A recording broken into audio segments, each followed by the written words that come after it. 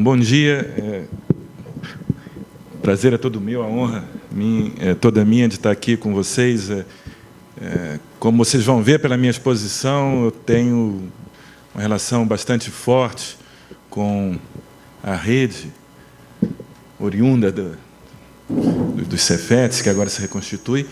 E eu fiz uma apresentação um pouco nessa linha em Brasília. Alguns viram e, na verdade, pediram para voltar a apresentar aqui. Eu recheei um pouquinho mais essa apresentação, incluí alguns aspectos novos, mas a estrutura é basicamente a mesma, né? Bom, vamos lá. Primeiro, uma consideração sobre o cenário atual. O momento que nós estamos vivendo na engenharia atualmente, isso é bastante importante. Nós vivemos um momento de expansão dos investimentos na área no Brasil nesse momento. Isso é muito importante, porque quando o país não investe em infraestrutura, quando o país não investe no mundo da produção, da forma geral, a engenharia declina e nós todos ficamos em estado meio que vegetativo. Esse é um momento que, felizmente, essa situação que nós vivemos nos últimos tempos, com inclusive o fechamento de institutos de pesquisa tecnológica, de empresas no setor tecnológico que tinham uma projeção até internacional, que desapareceram. Pois bem, vivemos um momento de vacas magras. Agora as coisas voltam a mudar. Isso é muito positivo. Novas áreas de engenharia. Esse é um ponto também que eu gostaria de destacar. Nós não podemos continuar achando que o mundo se divide em engenharia mecânica, como eu falei, elétrica, aquelas coisas, apenas aqueles assuntos, né? As engenharias estão mudando. E as denominações das engenharias ainda não acompanham. Agora é uma discussão, vocês sabem disso, no MEC, para tentar mudar esses nomes. As instituições vêm sempre atrás da mudança da realidade, mas a gente tem que ver que novos materiais, toda a área do petróleo, o papel da computação, tudo isso modifica bastante as coisas, e aquela divisão tradicional das áreas da engenharia não dá conta mais dessa situação de forma alguma. Tá certo? A minha filha mais velha está estudando engenharia de materiais, aí eu falei, pelo menos eu não te influenciei, que no meu tempo nem tinha isso, de materiais. Eu era metalúrgico, eu era mecânico, né? E está ela adorando lá as coisas. Maior importância do trabalho sobre a informação. Isso também é significativo. Nosso trabalho mudou. Nós saímos de uma situação taylorista, fordista, para uma situação onde a maior parte do trabalho humano agora não é mais trabalho sobre a matéria, se bem que ele nos aparece. Uma percentagem crescente do trabalho em todas as áreas é trabalho sobre a informação, sem que o trabalho sobre a matéria tenha desaparecido. Isso afeta todas as áreas da engenharia, né? E aí, nesse novo cenário, é importante a presença pública, muito importante. O interesse privado, que vai continuar tendo a sua legitimidade, ele faz a balança pesar para o lado do dinheiro, do poder ideológico, do curto prazo.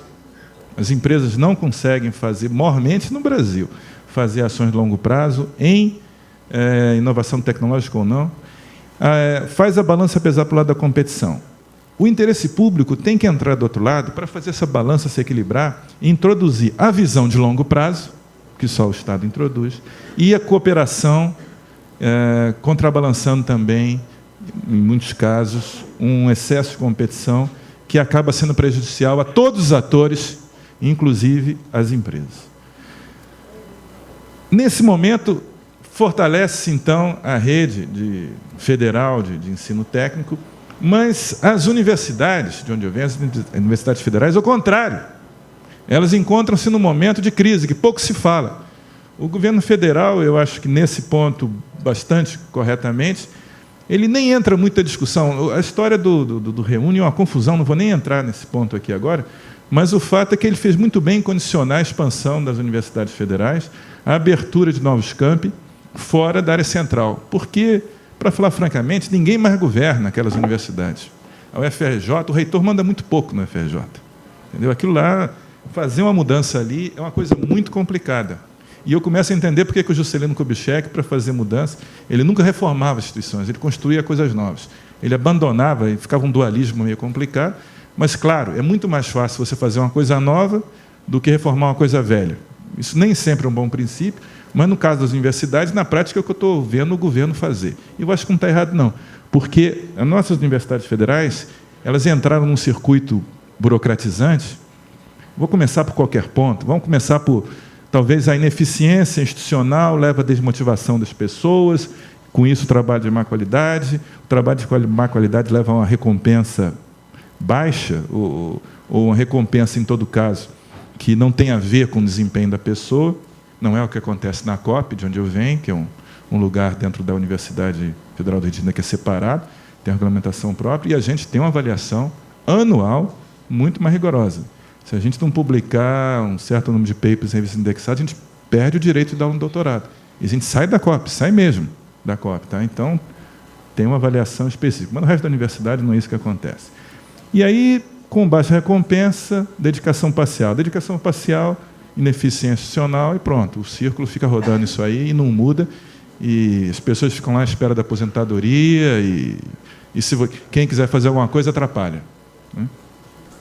Um pouquinho caricatura que eu estou dizendo, mas também não é demais, não. Bom, respostas a essa crise universitária. 3.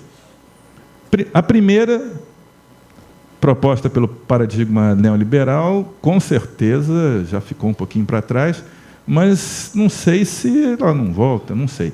Mas a proposta, vocês se lembram bem, anunciada como modernidade, como inevitável, quem não pensasse isso era dinossauro, né? Era privatização do ensino superior ou mera apropriação privada dos espaços públicos de pesquisa, ensino e extensão. Não é? Isso aí, agora a gente até ri disso, mas há tempos atrás isso era para nós um desafio. Né? Aí, só para uma figura dessa situação, a frase do Stiglitz: a crise de Wall Street é para o fundamentalismo de mercado, né? O que a queda do Muro de Berlim foi para o comunismo. Ela diz ao mundo que esse modo de organização econômica é insustentável. Particularmente na educação, é insustentável. As universidades privadas, não deu dinheiro, não foi um bom investimento botar dinheiro no ensino público privado daquele jeito, pelo menos na maior parte do país. Alguns ainda estão ganhando dinheiro com isso, outros deveriam ter aberto açougue, coisas semelhantes, mas não aplicaram bem o dinheiro. Bom, a coisa oposta é a reação oposta, que não me parece também muito boa, que é perigosa também, é uma certa, o que eu chamo aí de a utopia da restauração burocrática. Algumas pessoas que têm um paradigma de ciência de Estado herdado do século XIX e que, de vez em quando, forçam a barra para criar, de novo, uma burocracia muito pesada. Esse negócio não dá certo hoje em dia, não. A gente precisa de estruturas leves. Mas eu tenho muito medo que as pessoas com pouca experiência de vida burocrática e com muita vontade de fazer as coisas certas, elas acabem criando involuntariamente estruturas burocráticas insuportáveis para os outros. Né? Para isso eu lembro, bem, vocês conhecem 1000 coisas, eu conheço centenas. Por exemplo, esses 3 sociólogos aí falam uma nova fase no desenvolvimento da sociedade moderna, em que os riscos, eles falam de sociedade de risco, né? Na verdade, o Beck fala, Ulrich Beck, em que a sociedade de risco, os riscos sociais, políticos, econômicos e individuais tendem cada vez mais a escapar das instituições de controle e proteção da sociedade industrial. E essa nova fase na qual os conflitos pela distribuição dos bens, renda, emprego, seguro social, que constituíram o conflito básico da sociedade industrial clássica e conduziram às soluções tentadas nas instituições relevantes, leia-se o Estado, são encobertas pelos conflitos de distribuição dos malefícios. É claro que isso aí vale, sobretudo, para a situação da sociedade e do Estado. Na Europa, a gente estava indo nessa direção, escapamos um pouquinho, o que nos permitiu, inclusive, estar numa situação relativamente privilegiada.